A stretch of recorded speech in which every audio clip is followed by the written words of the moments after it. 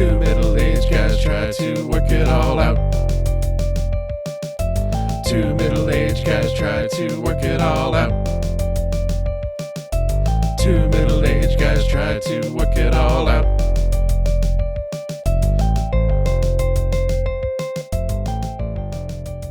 Welcome, everyone, to this episode of Two Middle-Aged Guys Trying to Work It All Out. I am Chris, and I am back this week from being ill, so it's good to be back, and it's good to be back here with my good friend...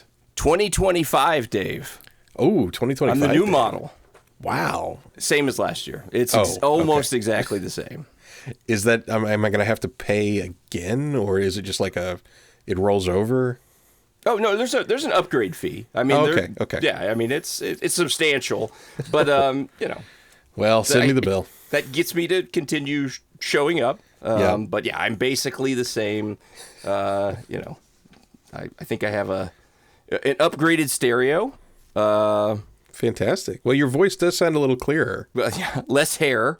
My hair is continuing to fall out, so. It makes me more aerodynamic, but pretty much the same as 2024, Dave. All right. Well, it's good to have 2025, Dave. Like I had said in my introduction, I did miss the last episode. I'm sorry for that, but thanks, Dave, for doing a short and carrying us through. My voice is back. I had some kind of an upper respiratory thing that held on forever. Usually I bounce back pretty quickly, but this was not one of those times. But while I was under the weather, there was a big announcement in Hollywood land. Boy, let's see. Something related to the MCU. Probably the different color Hulk. I mean, they've got green, red, maybe we're going to get a blue Hulk? Is it blue Hulk related? It is not, in fact, blue Hulk related. No. Chris Nolan announced what his next project will be, and it will be an adaptation of The Odyssey. Yes, another Christopher Nolan announcement about a movie I have no interest in whatsoever, but will love, I am sure. And that's the way I felt about Oppenheimer. It's like, I don't really have no interest in this.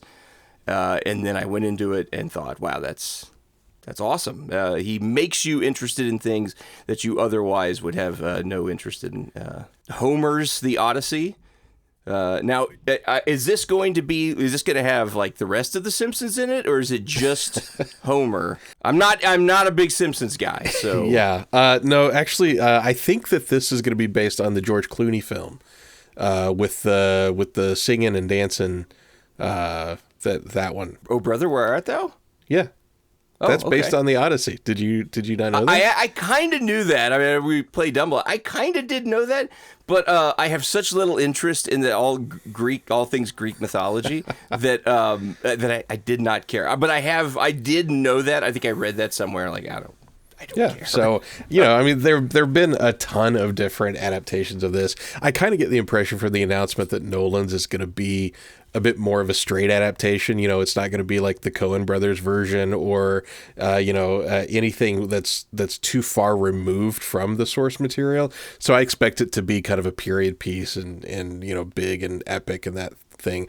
But I completely agree with you. I have zero interest in this announcement, but the fact that it's Chris Nolan, I know he's going to make me interested. And when that first trailer comes around, I'll be like, yep, I'm ready to see this. And some of the casting doesn't excite me too much. Tom Holland and Zendaya, I mean, I don't think, Tom Holland is my least favorite child actor. He's 12, right? In that neighborhood. Yeah. Little short guy, Tom Holland. And I don't think Zendaya is all that great. I think I'm saying her name right. I don't think that's it. Am I adding an extra in somewhere? I think it's Zendaya. I think it's Zendaya, actually. Zendaya. Okay, all right. I don't think she's all that great. I mean, I thought that she was one of the weaker performances in Dune 2. Not the weakest, that would be Christopher Walken, of course, but I do know that Matt Damon is in it. I believe he's the starring role. Is that right? Is he? I haven't heard what he's playing, but he's in it.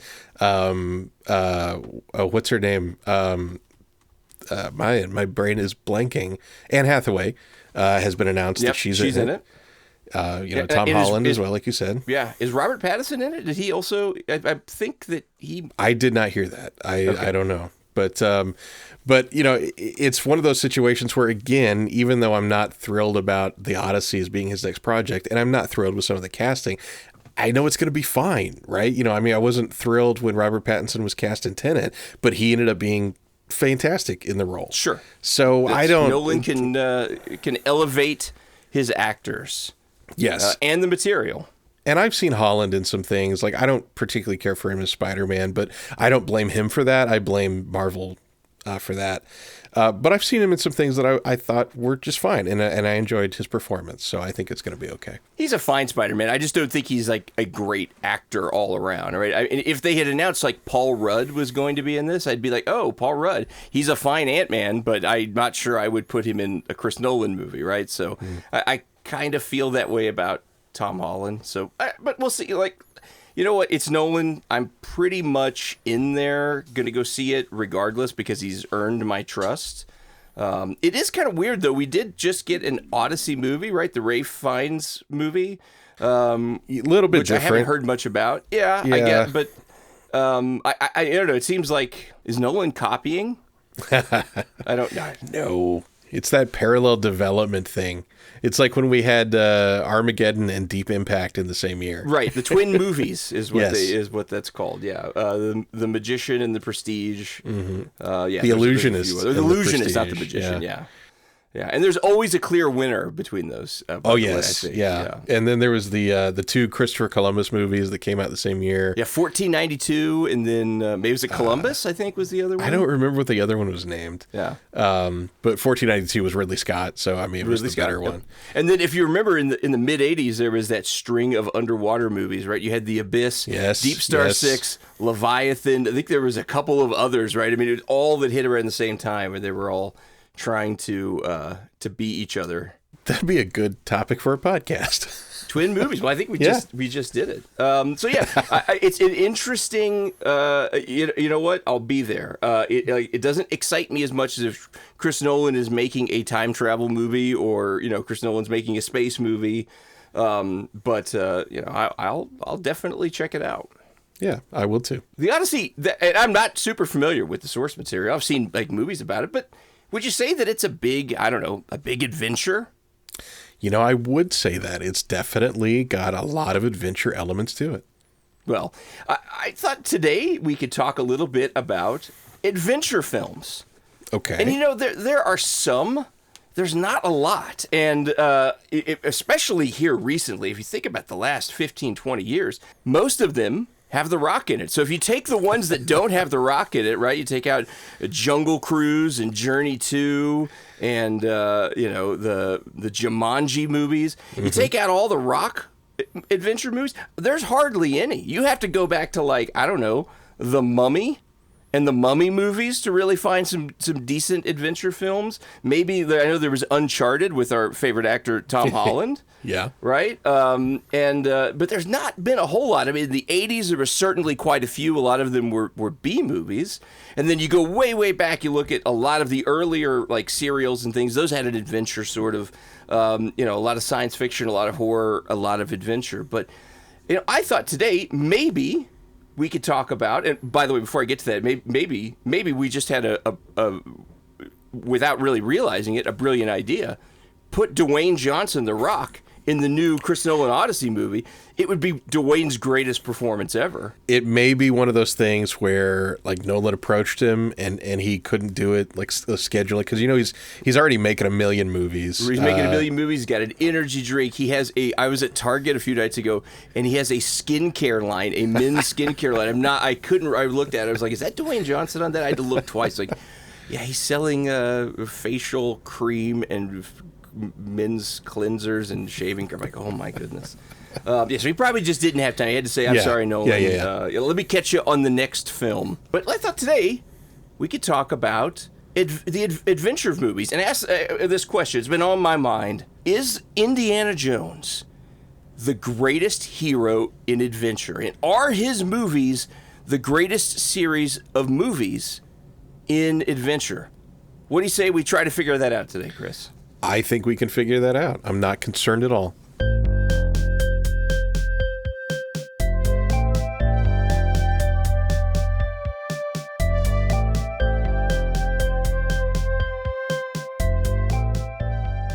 So I'm thinking about adventure movies, and immediately a specific series comes to mind, and that is the Indiana Jones films. But before we dive into that, let's kind of talk about what we've experienced in our lives as far as adventure films go. You know, a couple that immediately without come the to Rock. Let's without just the set Rock. a ground rule. Let's just leave him out of this. Dwayne absolutely is good. He's got his skincare line. He's got his 19 other franchises. This is the Black Unrock. Adam 2 is coming out soon. Is it? I did not know No, that. it's not. Oh, okay. It might. He'd be happy if it did. But anyway. It would be. Okay, so no Rock movies. All right, so I'm thinking Romancing the Stone and its sequel, Jewel of the Nile. Never seen those movies in my life. They're fun. Like, they're good adventure movies. They are a bit of a product of their time. They came out in the mid 80s, I believe. But they're good movies. Michael Douglas, Kathleen Turner. They're fun. I've seen both of them multiple times, and I think that they're worthwhile. But they are kind of an afterthought or a byproduct of Raiders of the Lost Ark. You know, I mean, without Indy, I don't think those films exist. But without Indy, and if those films did exist, they probably would be viewed as like great 80s adventures movies, like because Indy overshadows so much of the stuff that happened in the 80s. Right. And even though people like those films and they do exist on their own, they do very much feel like, okay, well, this is a response to Indiana Jones. You know, and I think that does overshadow them a little bit. But then, you know... Goonies is another 80s adventure movie. Yeah, with Goonies kids. Is a good one. It's a kiddie-oriented movie. Also Spielberg connected. That's right. So you've got that coming into play as well. There's not a lot of adventure movies. I mean, I know. Like I said, The Mummy, we talked about... The Mummy. Briefly mentioned, but The Mummy movies, The Mummy series, is a really great, in terms of 90s adventure films, it's a pretty great set of movies. And they have a great ride at Universal Studios Orlando. Although we can only talk about the first and the third one because the second one... Because the second one has got Dwayne Johnson. Exactly. The Scorpion King himself shows up. But I will say the first Mummy movie I think is phenomenal. I love that movie. But you could also say Brendan Fraser is doing his best Indiana Jones. he is. So, you know, kind of getting away from that indie theme, I think you could call the Pirates of the Caribbean movies an adventure movie. Yeah, I guess you could, right? And it's a period setting, which makes it, you know, a lot of period settings, especially when on, you know, the seas kind of have that adventure-y kind of feel, but it's got some supernatural stuff, and that's and I don't love those movies.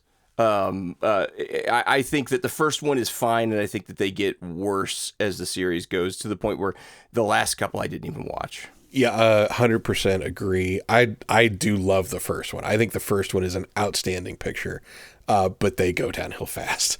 And maybe someday I'll give my theory as to why I think that happened, but that is not for today. Wasn't there in the late 90s, early 2000s, probably around the same time that the first Pirates came out, wasn't there a Matthew McConaughey attempt at a adventure series, I believe based on Clive Cussler's novels? I think it was Sahara. Yeah. And I remember watching that thinking, oh, okay. You know, it wasn't bad. No, but it wasn't great. And then we got National Treasure, which is actually 1 and 2 is actually a pretty great couple of movies. I agree; those are fun, and very much. I'm glad you mentioned those because I hadn't thought of those, but those are like some really solid, just pure adventure movies. Obviously, borrowing again from the inspiration of Indiana Jones, but doing their own thing with it, which I appreciate that. But there's some cool like historical stuff, like what Indy attempts to do, or what Spielberg and Lucas attempt to do in certainly in the first and third Indiana Jones movies, the National Treasures movies that tie that in. And then something you mentioned before the break. I mean, you come up a little more modern, and you've got Uncharted, which also tries to do that historical tie-in thing. It's not the greatest movie, but it's better than I expected it to be, if I'm completely honest. Never saw it. Yeah, you didn't miss much. If it had been a different cast, I think it would have been tremendous. Because it was Holland and Wahlberg, right? Right, that's correct. And they did fine. Don't get me wrong, but as somebody who is into video games, I know that source material extremely well, and they were not even the right ages for that source material. So it was a little bizarre. And if you just watch it as a movie as opposed to an Uncharted property, it's pretty good. But it was not powerful enough to, ignite a series, which is what all the producers were hoping that it would do, and Sony was hoping it would do. But it didn't. And it tried to do that history thing along with the supernatural and et cetera, that indie just did so well, and nobody's really been able to repeat that in a cinematic way. I think that the best that they can do is try to copy it. But before we get ahead of ourselves and answer the question, because we're starting to answer it a little bit, let's talk a little bit about the individual movies. Yeah, the first one, 1981, Raiders of the Lost Ark. Indiana Jones and the Raiders of the Lost Ark. No, I disagree. In fact, it ticks me off that they are retroactively renaming this. Wait, it was retro. It was not called that originally? No, originally it's Raiders of the Lost Ark, period. And it was not Indiana Jones and the Raiders of the Lost Ark until they started doing like the trilogy VHS releases, and then the DVD packs, and then it became Indiana Jones and the Raiders of the Lost Ark. To follow the pattern yes. that was established with the later movies. Oh, I really did not know that. This is a pet peeve of mine. The movie is called Raiders of the Lost Ark. And as you're watching it, thankfully, they have not changed the opening credits. It still just says Raiders of the Lost Ark. It doesn't say episode 4, Indiana Jones in the Raiders of the Lost Ark episode 4? It opens with a crawl. No, it does not do that, thankfully. But everybody calls it Raiders. Yeah, as they should, because that's part of its name. Right, but it's just shorthand. If I say Raiders, everybody knows. Everybody knows, Ark, right? Unless they're football fans. It's not even a question. And then maybe they are confused, but... So 81, right? This is, Harrison Ford is coming off of Star Wars and Empire Strikes Back. Mm-hmm. I think, certainly Harrison Ford, Star Wars and Empire Strikes Back were big deals for Harrison Ford, but I think this is the movie that made him a movie star. It, more so than anything in the Star Wars world. And it also kind of showed that he could play iconic characters and without becoming typecast. And then we had this, and then we had Blade Runner, and we had a bunch of other great stuff around this same period of time. And he didn't get typecast. He didn't have to have a laser gun or a whip in every movie. Well, I mean, it was very smart the way he played it, too. And I don't know how much of that was his design and how much of that was just fortuitously being given these roles. But even though Blade Runner and Star Wars are both science fiction movies, they are worlds apart. Sure. The characters are worlds apart. You've got this archaeologist adventure serial movie in between. And so, yeah, you're in very quick succession. You are having big films come out with Harrison Ford doing very different things. And I think that allowed him to kind of escape the idea that, this is Han Solo exclusively. So he was very lucky in that regard. Ford had these amazing opportunities to build his own brand and to bring Harrison Ford out. And very early, not in his life, but very early in his career, do this in such a way where if Harrison Ford was in the movie, it was going to make money. I mean, it wasn't until much, much later that started to be questioned. The firewall days of Harrison Ford's career. Yes, indeed. That time. Cowboys versus aliens. Yes, But prior to that, I mean, certainly in the 80s and early 90s, if it was a Harrison Ford movie, everybody and their brother saw it. That's just the way it was. And Raiders contributed tremendously to that because it was also kind of his film, right? In Star Wars, he was doing an ensemble. And even though Blade Runner was the starring role of the movie didn't do great on release. So I don't think it really... And it was Rutger Hauer's movie. Yes, that's a different conversation. You're right. Different it was. Podcast. Yeah, but Indy is Harrison Ford, and Harrison Ford is Indy. There's no separating those two individuals. You got this up and coming star in this movie, directed by an up and coming but respected director, written by him and George Lucas, right? No, Lawrence Kasdan. Kasdan wrote it. Kasdan wrote it. So Okay. the story is by George Lucas. Story's by George Lucas. Spielberg contributed some plot beats, but Kasdan wrote it. And there's actually floating around on the internet, if I can find it, I'll link it in the show notes. There is a amazing document. It's like 200 and some odd pages, and it is transcripts of Lucas, Spielberg, and Kasdan sitting down and just kind of verbally going through the film. And then Kasdan recorded all that, had that transcribed, and then that's what he used to build the script. And it is such an entertaining read just to listen to these three people bounce back and forth and talk about things, like, and talk about the early birth of Raiders of the Lost Ark. And then knowing the films, you're reading this and you're going through it, and you're thinking, oh, I see the birth of, these elements that I know so well. Thoroughly recommend anyone who has interest in these films to read that transcript, because it's have to wonderful. Check that out. Yeah. But I will back up just a hair, and you talked about this was Spielberg's film as far as directing goes, and that he was respected. That's not entirely true in 1981. I thought Jaws had cemented him. Okay, so this is, and I apologize for completely nerding out on this, but this is the period of film that I've researched the most. And so what had happened was Jaws was a huge hit. Close Encounters was a huge hit. 1941 was a huge failure. Bomb. Yep. Right. But what had happened was Spielberg had developed a reputation of always delivering a film late and always delivering a film over budget. And he was having a very difficult time lining up projects.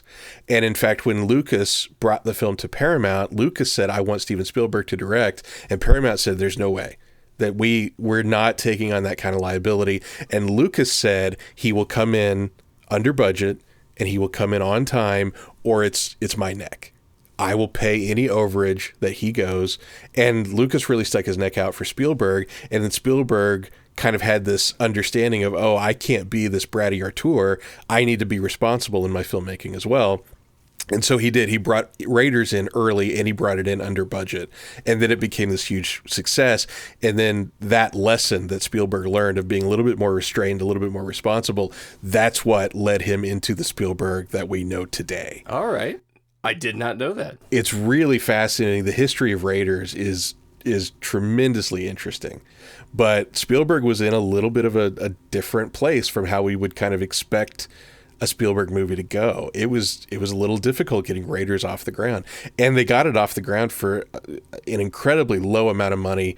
Don't quote me on this because I did not look this up for the podcast, but I want to say that it was like a $16 million budget or something. Wow. Something like that. It looks so cinematic too. I mean, it really does. It's a beautiful film. It doesn't look like it was done on sound stages, and I mean, it was filmed on location, out of doors, right? Yeah, a lot of it was, and it's just a testament to filmmaking. In my opinion, Raiders is one of the greatest films ever made. I think it is a near perfect film. Every frame of that movie is tremendous, and in fact, for us nerdy cinema history people, it's kind of a joke. It's like, show me the one jump cut in Raiders of the Lost Ark, because there's only one, and everything else, the editing is perfect, the filming's perfect, the framing is perfect. Raiders is an amazing movie. It's one of my favorites across any genre, not just adventure and not just Spielberg. Wow. No, I do love it. It is a great movie. It's set in a really fun time for an adventure, which would be, a clear struggle of good versus evil in World War II. It was a great backdrop for this story. You had, the fortune hunter, Indiana Jones, called to a bigger purpose, which is to, get the lost Ark, which, by the way, that's kind of a serious sort of, I don't say serious, but is that like a subject that they would make a movie about today, like the Ark of the Covenant, right? I mean, that's kind of I don't know, it just seems like something people would not want to be tackling today. They'd make up make up a mythology and have an artifact from that mythology be the thing that they're chasing, and not something from an actual established of the 5 big world religions, right? Christianity and Judaism. The Ark of the Covenant. I don't think you would get a movie centered around that anymore. So kind of daring.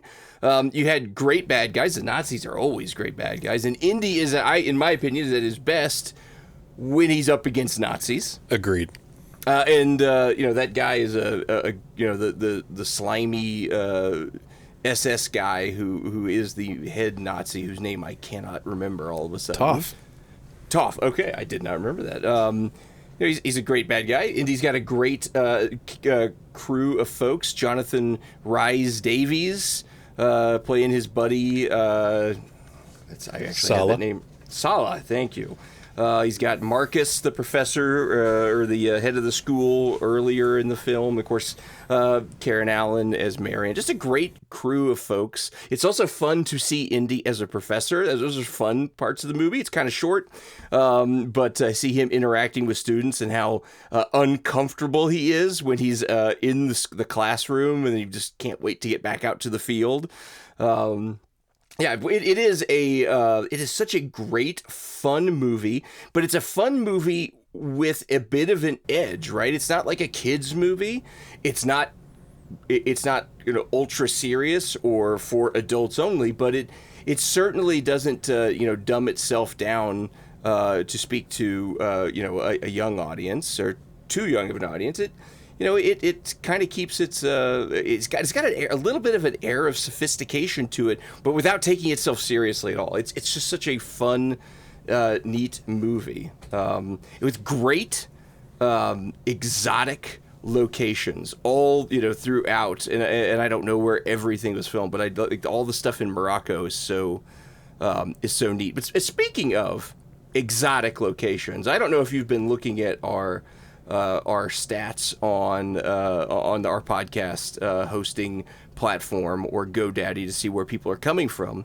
But we have a big following in Turkmenistan. Are you familiar with Turkmenistan? Yes, I am. It's one of the stands. It's very, very, it's one of the stands. Lots of stands, lots of Turks in Turkmenistan. But we got a following there, and one of our listeners contacted us. He asked us not to read the message. But I think this might have played into us doing Indiana Jones episode. But you have, I don't know if you have not had a chance to hear this because I pulled it off the email. And certainly our listeners will have not. But he worked for the Turkmenistan National Public Radio, the TNPR. It's a big organization in Turkmenistan, and they actually commissioned a radio play of the Indiana Jones series of movies. They commissioned it.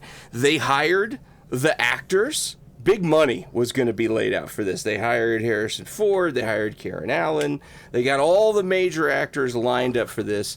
They even recorded some parts of it. But unfortunately, they ran out of funding. These things. You know how these things are. Yeah. Big scandal in Turkmenistan. The TNPR just really mismanaged their money. So they didn't get to finish it, but a little bit of it survived, and one of our listeners sent it to us. Now, he did warn us that they kind of changed up some of the dialogue, and it's not exactly the same. And, of course, everybody's older, so it's not going to be exactly the same, but and tried to make it a little bit more, sensitive for our times. But this is a really neat little clip, and I thought that we could, just premiere it for the world. I was given permission to do this. I hope the TNPR doesn't come after us, but I know I'd like for us to go ahead and roll that part of the Indiana Jones Raiders of the Lost Ark radio play from Turkmenistan. When last we left our intrepid hero, Indiana Jones and his companion Satipo had recovered the idol and were escaping from the collapsing cave. Satipo had used Indy's whip to clear the chasm, but had not returned it to Indiana for him to do the same. What hijinks await our favorite archaeologist this week? Throw me the whip. Throw me the statue. Statue? The idol? No. Throw me the whip so we can get out of here. Idol? Oh no, I cannot take that. I am a strict Quaker. Idols and idol worship are absolutely forbidden. What? Just throw me the whip. The boulder is gaining on me. You mean the large, smooth rock back there? That's a boulder? I thought it looked like a giant marble. Boulders are usually irregularly shaped rock. Now, this one isn't. It's an iconic, smooth boulder that rolls.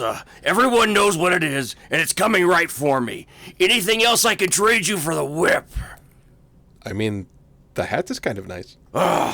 Satipo, as a Quaker, can't you just help me out of kindness and duty? Oh, I would, probably should, but I'm very poor and rarely in a situation where I have any bargaining power. Wait, you watched American Idol, right? Well, sure, everyone did. I mean, it was a cultural Oh no. What have I done? I did not see it. Simon Cowell, I trusted you. I need to speak with my elders. Go ahead, kid. Just throw me the whip before you do. Here you go, Indy. You didn't throw it hard enough. I'm sorry, Indy. I need to go speak with my church family. Get out of my cave! Goodbye, Indy. I have so much to confess. Oh no. I've been shot by the indigenous people of whose sacred site we have desecrated. Kelly Clarkson, how could you? Wow, isn't that something?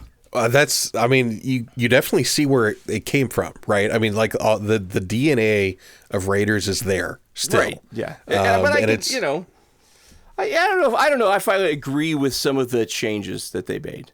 It's certainly not my Indy, but hey. The actors sound great, though. I mean, phenomenal. Fantastic. Better Ford's than voice, ever. Yeah, Ford's voice is just strong as always. It is. And of course, Alfred Molina that. is great in everything. Mm-hmm.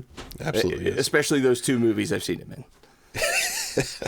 Well, all right. I'm going to bring our Raiders discussion to a close by pointing out this one last thing, which is the truck caravan sequence towards the end of Raiders, where Indy is jumping between trucks and being run over and doing all this in his effort to keep tabs of the Ark, is one of the most amazing sequences in film history.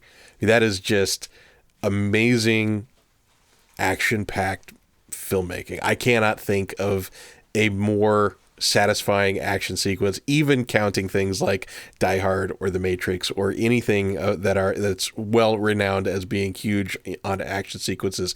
That truck caravan sequence from Raiders bests all of them, as far as I'm concerned. It's very good, and I'll say one more thing about Raiders, and particularly the ending. It has one of the neatest endings that when they're getting the Ark and they're putting it into the warehouse, that shows there's this bigger world of crazy weird artifacts and stuff, and I don't know, it's just such a neat ending. And I saw it later, right? I didn't get to see it in the theaters, but I got to imagine in the theaters you're watching, you're like, what did I just watch? That's so cool. There's so much thought put into this silly little adventure film about a guy with a whip. Have you ever gotten to see it in the theaters? I don't think that I have. I did once, maybe 20 plus years ago. They had a showing of it, and I got to go. Like a midnight showing at our little discount theater? Yeah. Yep. And I got to go, and it was great fun. I would love for Alamo or somebody to do another run of them. I wonder if that's something that maybe Paramount just doesn't let out. Or something like that, because I never see it. Like that one so many years ago was the first and last time I've seen it replayed in the theater, at least locally. But yeah, if it came up again, I'd love to go see it again in theater. It was an experience. That would be great. Yeah, I've seen a few of these at the theater, but not that one. Not that one. By the way, did you ever own a whip? Maybe. I had one too. Now, I know what listeners are thinking. Chris and Dave, you guys, as kids or whatever, there's no way you bought a whip. No, we lived near Branson, Missouri, and every gift shop in a 30-mile radius at the time in the 90s, I don't think you could find one now. Maybe I'm wrong. Maybe you could. There were whips aplenty. It was not abnormal. I'm surprised I didn't whip my face off on accident. I did not hurt myself. I don't think I got it going fast enough to actually barely could get it to snap. I never got good with it, but I was very sad when I tried to whip it around a tree branch and it did not immediately catch and allow me to swing. I was a little disappointed when that happened, but Did you ever almost hang yourself with a ceiling fan? No. Okay, well. No, I missed that sequence from the films as well. So the next movie is, I think this is going to be maybe the most controversial movie on our list that we talk about today. I think the others will go in pretty expected directions. But Temple is an interesting film. Temple of Doom, Indiana Jones and the Temple of Doom, right? That's its full. Yes, It's the that proper is its name, full right? official proper name. Yes. 94, the sequel, but it's 84. not really a sequel. 84, excuse me. But it's not really a sequel, is it? No, it's a prequel. Now, is it a prequel? Is the rumor that Lucas did this just to annoy Harrison Ford, is that true, do you know? Or is that just an urban legend? I've heard it, certainly. I don't know that that's true. I think it doesn't seem like a likely story, but hey, who knows? I don't know George Lucas that well. He may be a little spiteful and vindictive person and really did do that just to screw with Harrison Ford. But it does take place in like 1934, I think. Something like that, yeah. Yeah, which is before Raiders. So this is an adventure that Indy has out of sequence. And I don't mind this movie. I think it's a pretty good movie. I understand people's dislike of it, but I appreciated it. And maybe part of that is I've been watching it forever. It's always been a part of my life. And even when I was a very small child, I would watch Temple of Doom in succession with Raiders and Last Crusade. So to me, it's just kind of always been there, and I'm fine with it. I don't have any problem with this movie. Well, it's a film about child slaves, human sacrifice, monkey brains, and eye soup. It's also kind of a kid's movie too, in a way, right? It's got Short Round in it, who was also in Goonies, and it's not got that mature sort of serious edge that is in, nor is it as cinematic as Raiders of the Lost Ark, right? A lot of it looks like it was filmed on a set and on a studio, because it was. There's a lot of interior stuff in the particularly in the second and third acts that's inside the Temple of Doom, and it is a very unusual movie. I don't dislike it. I think that the opening is funny, but that sets the tone for the whole movie, right? The sort of the physical. There's some physical comedy there, and some things going on in that opening. And I believe that's set in Shanghai, right? Yep. With Indy, in the jewel that is, I think, the gangster wants or something like that, and Lao Shang. Yeah, Lao Shang, and then that's when Kate Capshaw, or Willie, who is a pretty annoying character. Not Kate Capshaw's fault. That was just the way she was. She was written, but it was Short Round, his little kid friend, who was never spoken of or heard from again, and it was just a little weird. Like, hey, remember that little kid sidekick you used to have? He called him Short Round. I got no idea what you're talking about. That's what Indy would say. But it's a strange movie. There's a lot of violence and death in it, but it's also still for kids. And originally rated PG when it was released. It was, right? Did it get reclassified for home video as PG-13? So PG-13 did not exist when Temple of Doom came out. And in fact, there was some pushback when people took their kids to see Temple of Doom with its PG rating. And they were like, whoa, what the heck? The hearts are getting ripped out of chests in this movie. And so Spielberg said, well, we should have an in-between rating, maybe something like PG-14. And then I guess the studios, because they couldn't just let him, have the idea, they're like, well, PG-13 makes more sense. And so then that created the rating. Interesting. Yeah, I knew that it came out around that time. In fact, that was one of our trivia questions from our Christmas trivia extravaganza that I forgot about from a year prior, at the end of 2023. But it's an interesting movie. The question: do you think that Ram, who's the bad guy in the movie, the priest of Kali, did he have powers? Was that real? Was he actually doing things that were mystical, or was that all just smoke and mirrors? I really, after all these years of watching that movie, I still don't know. I would contend that he really had powers. Okay. Because there is this element in all of the Indiana Jones movies where Indy is, very grounded, very down to earth, doesn't believe in all of this nonsense, and then is proven, well, you really can't explain that one away. Raiders has that element. Certainly Last Crusade has that element. So I'm going to say that their intention was for Temple of Doom to also have that element, and it just came across a little bit differently. And when we get to kind of the end of this discussion, I'm going to have some more to say about that, because I have some pretty strong opinions about the types of stories that Indiana Jones should appear in.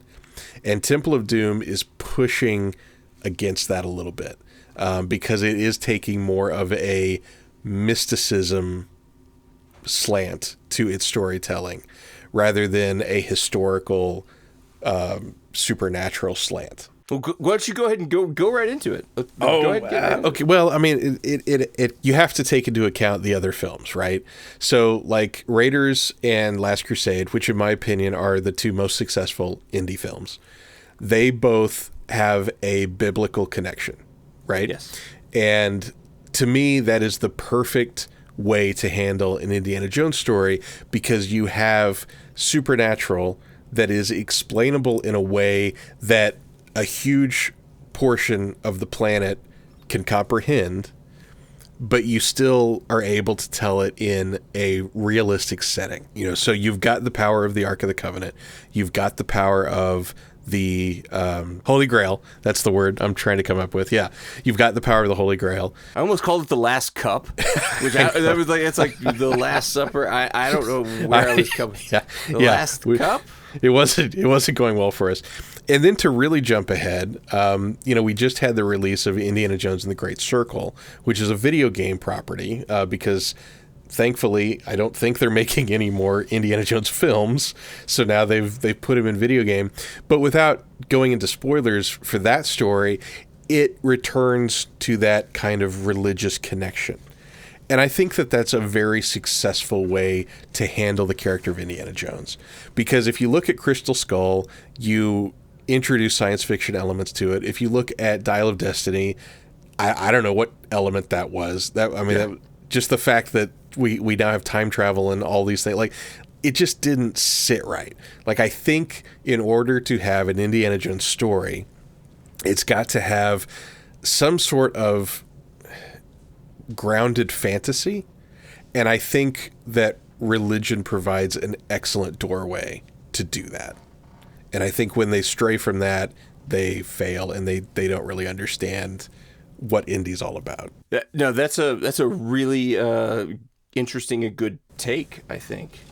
And I don't have a whole lot to say more about Temple of Doom. It's a fine movie. I think that, to me, the big downside isn't that it's a little bit more kid-oriented. It doesn't feel as cinematic as some of the others, right? That those interior shots look like sets. The whole train car sequence feels like it was made for a video game. I don't know. I just, which it wasn't at the time. It was not. And but there's something about it just never. I don't know. It's just not my favorite. But it's a fine movie. Yeah, I agree. But in '89, yes, we get the third in the series, The Last Indiana Jones and The Last Crusade. Correct. Yeah. And I love this movie. I do not think it's as good as Raiders. I think Raiders is still the best of the series, but Last Crusade is great. Connery is great. The tone of Last Crusade is great. The ending is the perfect button on the series, and I'm so glad that they never made another movie after this one. They just let Indy ride off into the sunset and said goodbye. I've written that same joke down, Chris.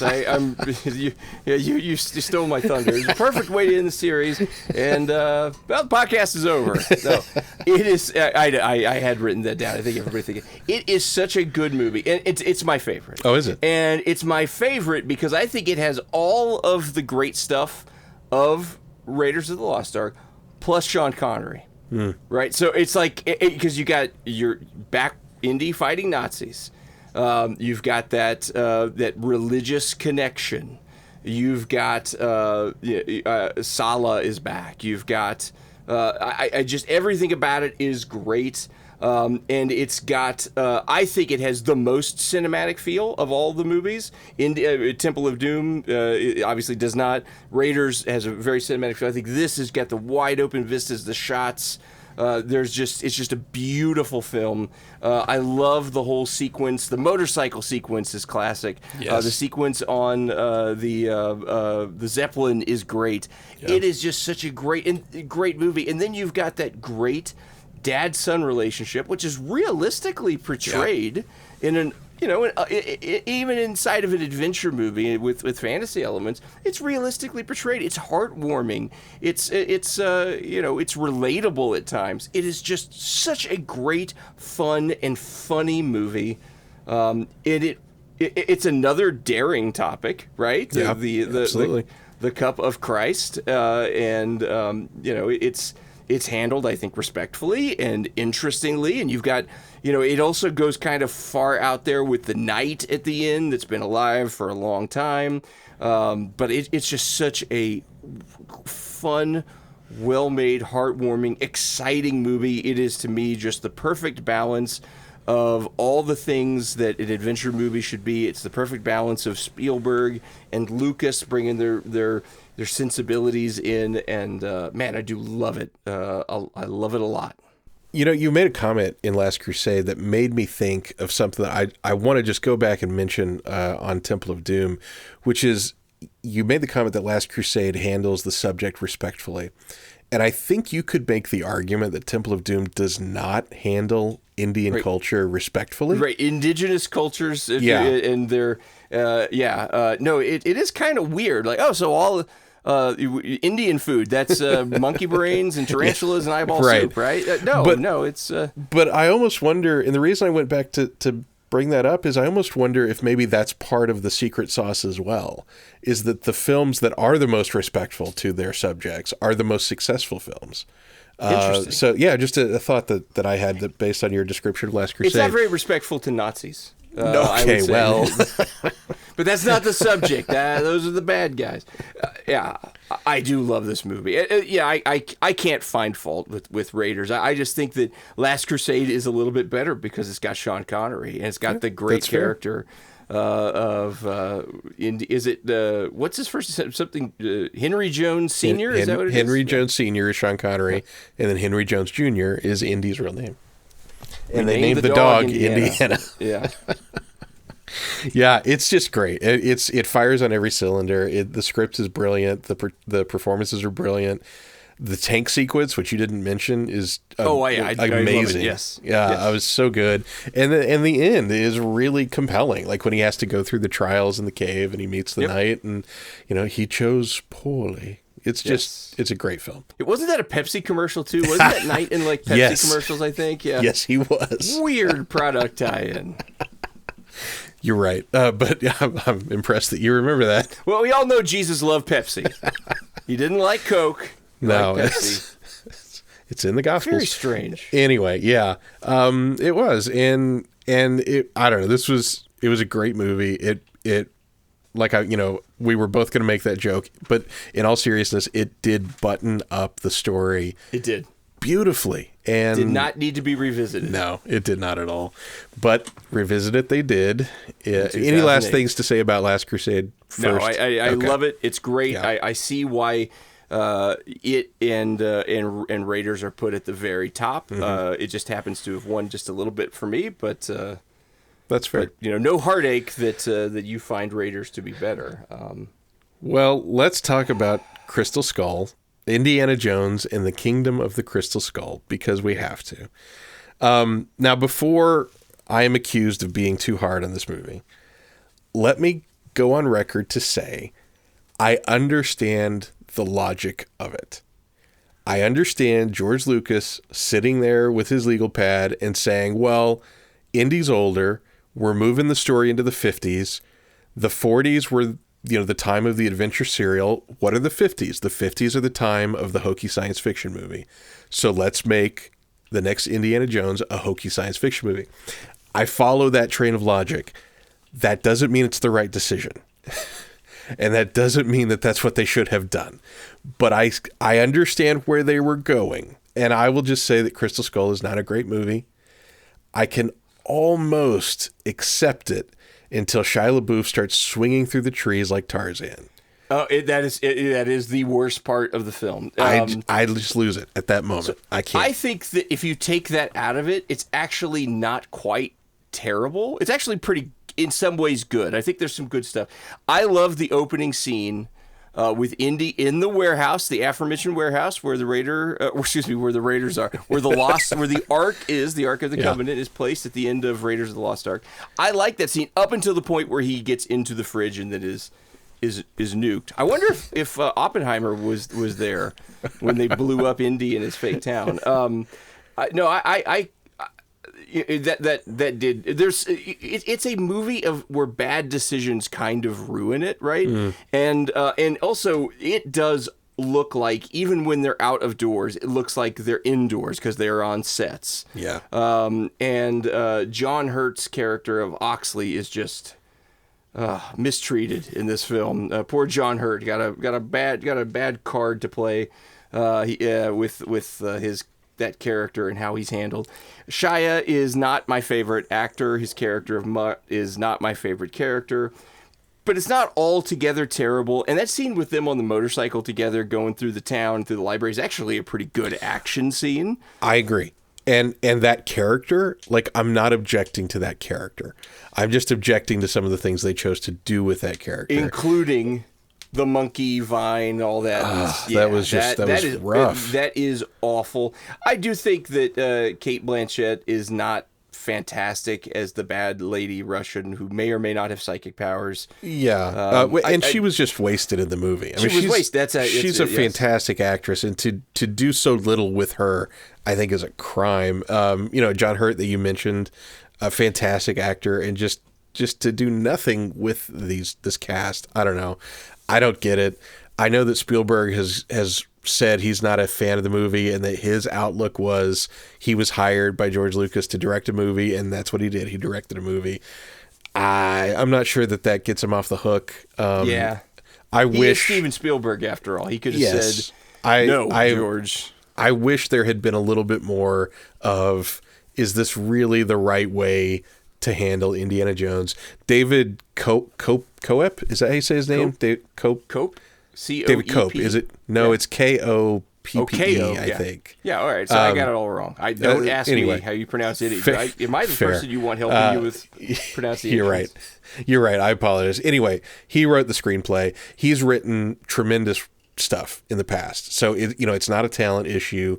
It's just, I think George Lucas got the movie he wanted, and he and I just disagree on what movie that should have been. I think that's what it comes down to. The Lucas of the prequel period and of the Crystal Skull period needed to be reined in. He needed people to say, that's a stupid idea, George. Don't do that. That he clearly was not surrounded by people that were willing to criticize him or be honest with him, because there's a lot of problems with this film. I don't think, it's not awful, but it's not great, and certainly there were bad decisions. A couple of good decisions or better decisions could have actually made this a better movie.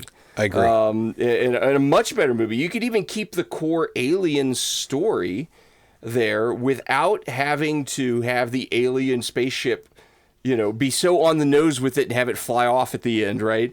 You could have just had it, done some more mysterious things and intimated it like you do, like was done maybe in Temple, and handled it a little bit, less. I already said this, but less on the nose like they did. But yeah, it's not great. No, it isn't. But thankfully, right, they ended the series there. Everybody's old. 1957 or so is when it was set. We're not going to go back to this well. No, darn it. Dial of Destiny. Not even Spielberg would direct this one. No, this is so bad. Yeah. James Mangold directed it, who is a good director. 3:10 to Yuma, Logan, those were two off the top of my head. He's a good director. Yeah. So here's my question about Dial of Destiny, and maybe you can provide some insight into this. What is the world's obsession with tearing down heroes? Why do we do that so often? I don't know. I mean, it subverts expectations, right? I think that I think subverting expectations has become like the new. You're not cool if you don't do it, and as long as you subvert expectations, that's being creative and going along with expectations. Maybe at some point that'll be the new creative because everyone's so used to it. But I don't know. I don't know. I just know that Indy was handled very poorly in this movie. I think that Shaw, who's played by Phoebe Waller-Bridge, she was the most unlikable character.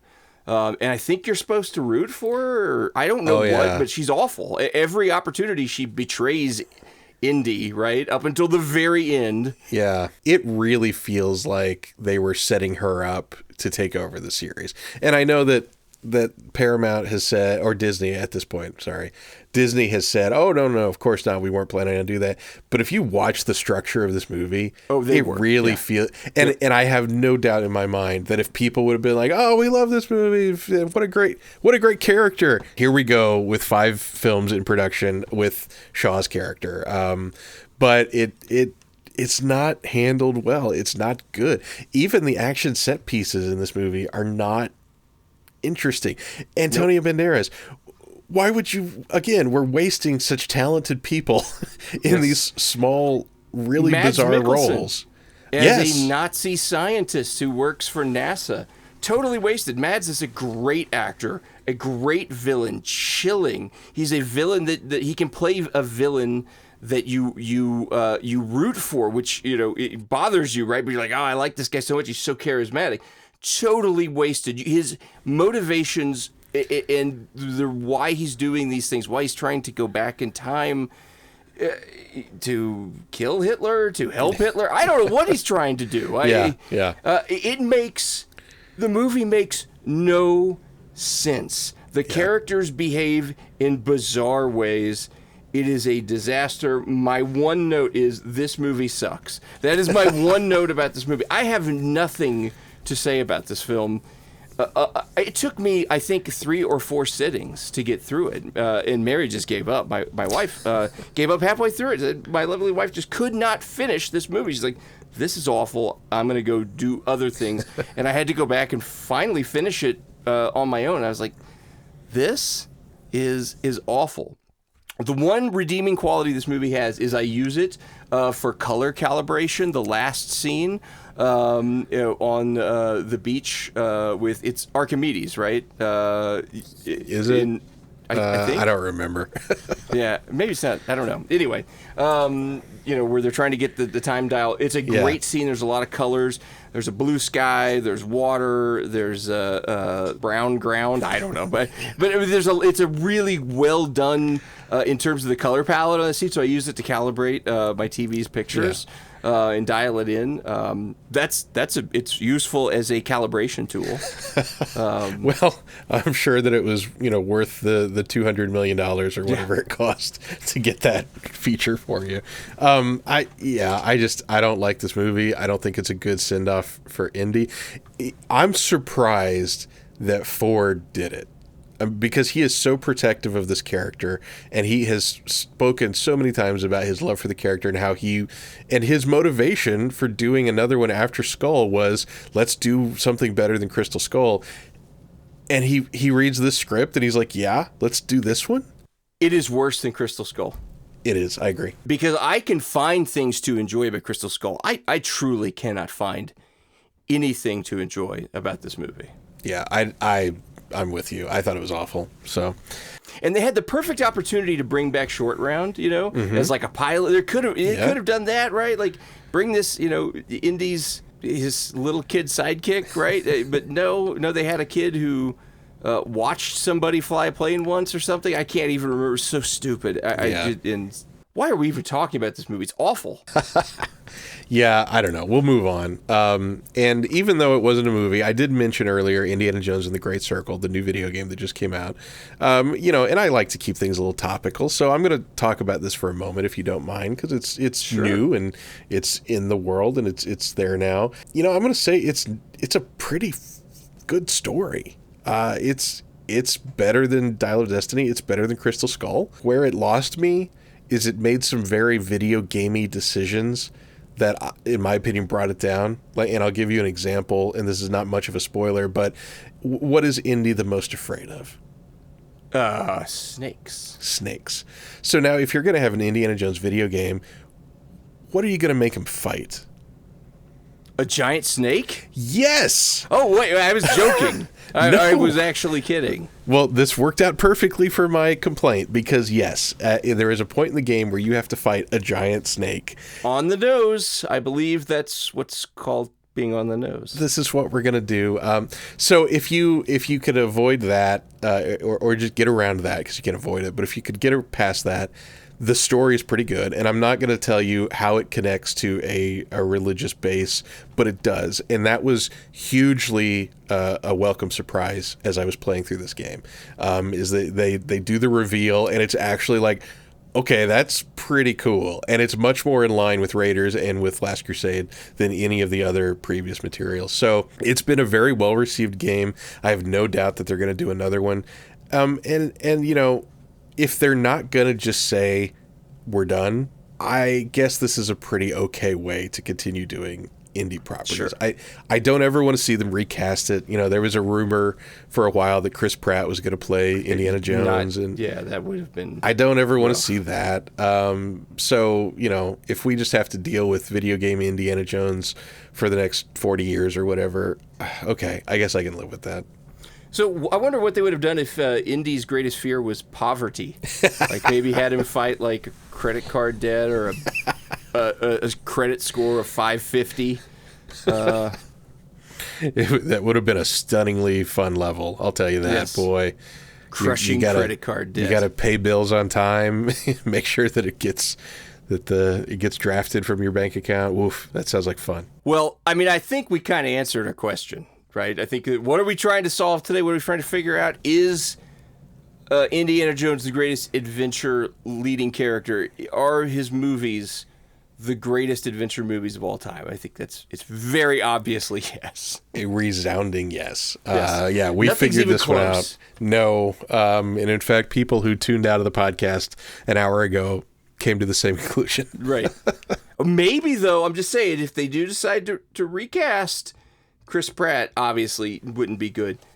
Hear me out. Dwayne Johnson, The Rock, is Indiana Jones. That's not a tough enough name for him. No, that'll be the plot of the first movie is reestablishing his identity, his get a new name, something, you know, that's got rock in it. I think. Yes. So. It'll be like a former, what is this stuff? Like a former Marine. Now he's a building inspector or something. And at a museum. Yeah. Okay. Okay. And of course he spends the night there, and all the stuff in the museum comes alive, but he has to kill it. Something like that. I don't know. We'll work on it. Vin Diesel's the bad guy, so they can beat on each other. Yeah. Right. Yeah. They don't like each other, so. No, that would be very easy. Did you not know that? I did know that. I was right. I was trying to play into that with the joke. All right, but it didn't work. So we'll just move on. Not from everyone knows that, you know, the Diesel Johnson, you know, beef. You mean not everybody has seen every Fast and the Furious movie? Well, I don't understand. I think there are some people who have, and I feel sorry for those people. They've invested a lot of time in something that's not going to pay off for them. It's about family, Dave. It's about it's true. family. It's about family. Excuse me, Dom Toretto. It's about family. He's like the Godfather. All right. Well, I think we answered our question. Could you tell people, our listeners, where they can find us? I would be happy to. You can find us at 2middleagedguys.com. That's 2, the numeral 2, middleagedguys.com. From that website, you can find us on the socials. You can get our episodes. Our entire backlog is on that webpage. You can subscribe to us through your favorite podcast services, whether that's Apple or Spotify or Audible or any of the other podcast services out there. You can check us out on YouTube, where all of our episodes are uploaded on YouTube, if you like to have a little video element with your podcasts. So that's where we are. No, we're not in the video. No, it's just it's a picture. Yeah, it's an animation thing. Yeah. It's nice. I think it's clever, but but it's not us. No, which is a good thing. Agreed. Yeah, because you don't want to be staring at us for an hour and a half. So no one wants to stare at talking heads. Well, anyway, drop us a line, send us a comment, send us an email, do something, interact with us. We enjoy that immensely, and we will very likely, with permission, read your message on air and respond to it. So thanks, everyone, for listening. Dave, good to see you again. Good to talk about Indiana Jones and adventure movies with you. It's been fun, and I think that we irrevocably have answered this question. Yeah, it's settled. Settled law. Precedent cannot be overturned. 100 years from now, this is the gavel is down, and Yes. this is the way it's going to be.